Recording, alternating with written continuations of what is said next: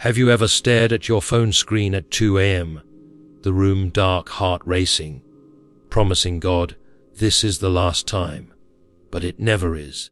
You delete the app, block the site, whisper desperate prayers through clenched teeth, only to fall again, and deep inside, a voice begins to echo, maybe I'm just addicted. But what if that's not the real problem? What if porn isn't the enemy, but a symptom, and the real war is deeper than what's on your screen?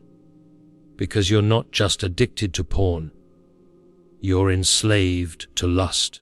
And the chains aren't only digital, they're spiritual. Before we go deeper, if this already feels personal, hit that like button, subscribe to the channel, and tap the bell icon. Because what we're about to unpack could change the way you fight this battle. And you don't want to miss a single piece of it. Let me tell you a story. There was a young man named Josh, a worship leader, funny, charismatic. Everyone at church loved him. But when the lights dimmed and the crowd was gone, he faced a storm that wouldn't let go. He cried out to God after every fall. He fasted. He memorized verses. He even smashed his phone once. Still, the lust crept back. Josh wasn't weak. He was just fighting the wrong enemy. Because porn was never his master. Lust was. And lust isn't just sexual. Lust is an appetite that whispers, more, now, mine. It disguises itself as desire, but it's a demanding God. It doesn't just want your eyes. It wants your soul. Remember the story of David and Bathsheba, the man after God's own heart, reduced to a prisoner of his own gaze. He wasn't addicted to women. He was enslaved to the hunger to take what wasn't his. And that's what lust does. It convinces you that satisfaction lies one click, one look, one fantasy away. But it never delivers. It only deepens the ache. And here's the twist. Lust doesn't start with your phone. It starts with your hunger for control, for escape, for comfort. It starts in the heart. That's why Jesus didn't say, don't watch porn. He said, whoever looks at a woman lustfully has already committed adultery with her in his heart. So Matthew 5:28, Jesus didn't lower the standard. He lifted the curtain. He revealed what we'd rather hide. That sin isn't just in the behavior, it's in the broken desire beneath it. And that's where the chains begin. When we believe the lie that pleasure can heal pain, that fantasy can replace intimacy, that hiding can make us whole. But here's the truth, you weren't created to manage sin. You were created to walk in freedom. C.S. Lewis once wrote, we are half-hearted creatures, fooling about with drink and sex and ambition when infinite joy is offered us, like an ignorant child who wants to go on making mud pies in a slum, because he cannot imagine what is meant by the offer of a holiday at the sea. Do you see it now? We don't just have a porn problem. We have a worship problem. We've bowed to lesser gods, and they're devouring us. But what if there's a way out? Not through shame, not through self-discipline alone, but through surrender. What if the chains you're dragging have already been broken at the cross? What if you've been living like a slave when you were born to walk free? What do you think is harder, fighting lust or admitting it rules you? Let's be real. Drop a comment right now with the words, I want freedom. If this hits deep, don't scroll without sharing your heart. Your honesty might be someone else's lifeline. And tell me, what do you think is the root of lust in your life? Comfort, escape, control. Let's not hide anymore. Let's bring it into the light together. Josh tried everything. Accountability partners, filters, cold showers.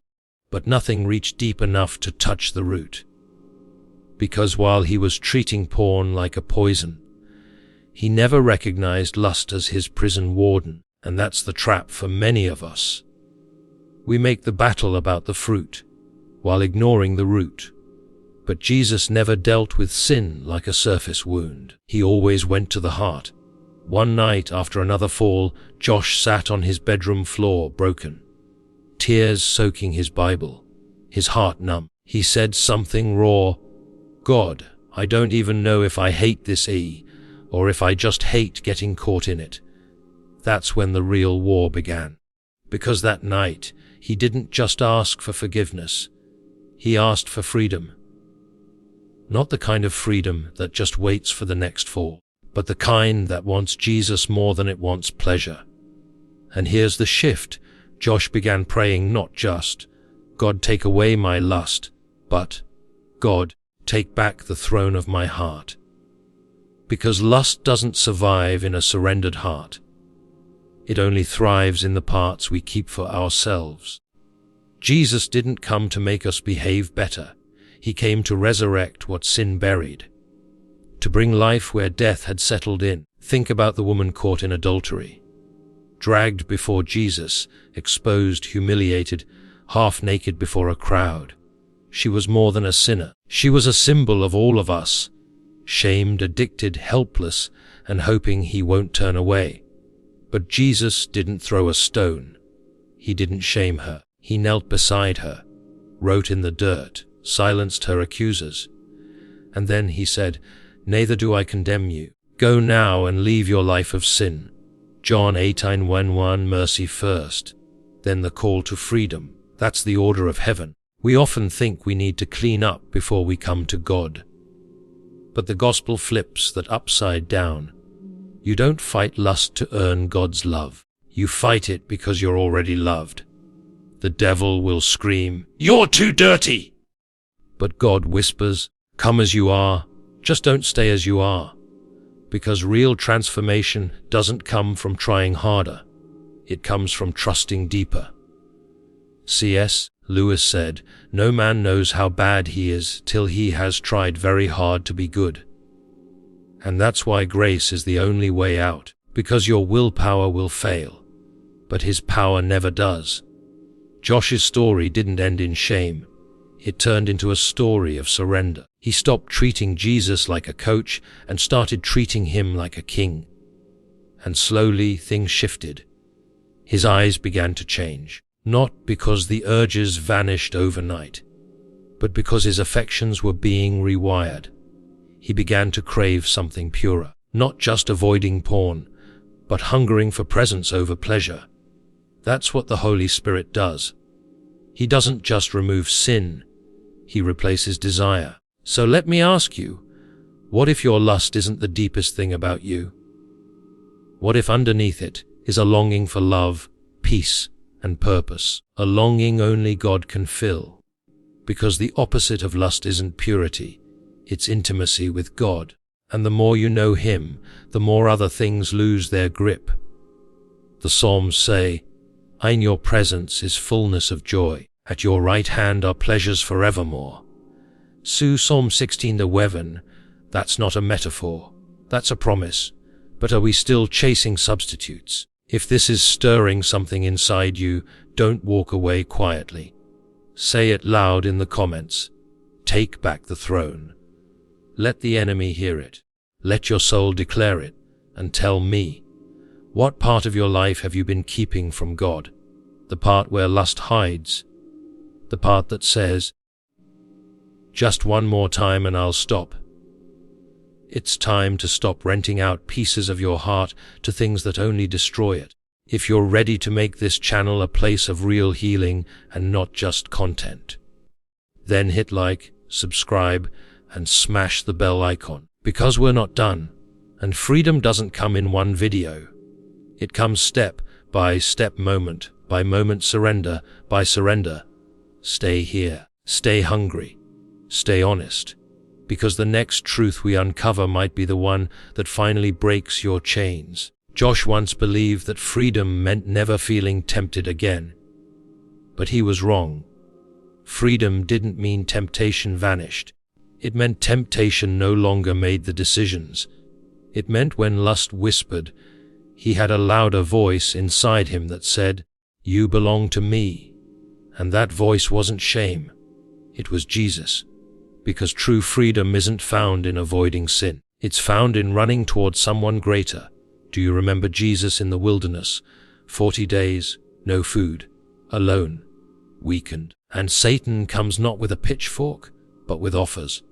Bread for hunger, power for purpose, spectacle for validation. And every time, Jesus answered the same way. It is written. He didn't argue with the temptation. He replaced it with truth. That's the secret. We fall into lust because we forget what's written. We forget we are temples of the Holy Spirit. We forget our eyes were meant for beauty, not bondage. We forget our bodies were bought with blood. Jesus didn't overcome the wilderness with emotion. He overcame it with scripture, with clarity, with identity. Josh began to do the same. He didn't just try to resist lust. He started replacing it. Worship, scripture, community. Not out of legalism, but because those things kept him aligned with truth. He deleted certain songs, left some group chats, started going on late night walks where he just talked to God like a friend. He learned something most Christians never do. You can't be full of the Spirit and full of lust at the same time. Lust needs darkness, but the Holy Spirit brings light. And once you've tasted light, shadows lose their power. But listen closely. This isn't just about porn. It's about everything lust touches. Because lust isn't only in a screen. It shows up in envy, in comparison, in scrolling past people and thinking, I want that, I deserve that. Lust is a hunger with no boundaries. It says, I need this to feel alive, but only God gives life. That's why Paul writes in Galatians 5:16, walk by the Spirit, and you will not gratify the desires of the flesh. He didn't say, don't walk by the flesh. He said, walk by the Spirit. It's not about saying no harder. It's about saying yes to the Spirit louder. C.S. Lewis put it this way, aim at heaven and you will get earth thrown in. Aim at earth and you will get neither. Porn, lust, fantasy, they're all earthly aims. They promise joy, but steal identity. They feel like escape, but become cages. But when you aim for heaven, you start to walk like you're already a citizen of it. That's what Josh discovered. And you can too. Not by perfection, but by direction. Every time you fall, don't say, I'm hopeless. Say, God, you still want me. So I'm coming back again. That's the cry that breaks chains. That's the heart that Satan can't hold. So here's your moment. Not just to watch, not just to agree, but to step. Right now, wherever you are, breathe in. Say this out loud, Jesus, take back every part of me. Because this isn't just about being free from porn. It's about being fully His. And if you felt this in your spirit, if something inside you is trembling with conviction or hope, comment below, I am His. Let that be your declaration. Not just for the algorithm, but for the battle you're in. And don't stay silent. Write one sentence in the comments about what God is speaking to you right now. There's power in speaking it out. There's healing in confession. And if you haven't yet, subscribe, and hit that bell icon. Because here at LWN, we're not building fans. We're building free men and women of God. People who fight their battles in the light and walk out of tombs like Jesus did. You are not your sin. You are not your past. You are not just someone struggling with lust. You are someone Jesus died for, someone He still chooses, and someone He can still restore. So, what's stopping you from surrendering it all right now? Because freedom isn't far. It's already at the door. Will you open it? This next video is handpicked just for you. YouTube knows you'll love it. Or dive into this C.S. Lewis playlist for even deeper wisdom. And hey, don't leave without subscribing. Your journey has just begun!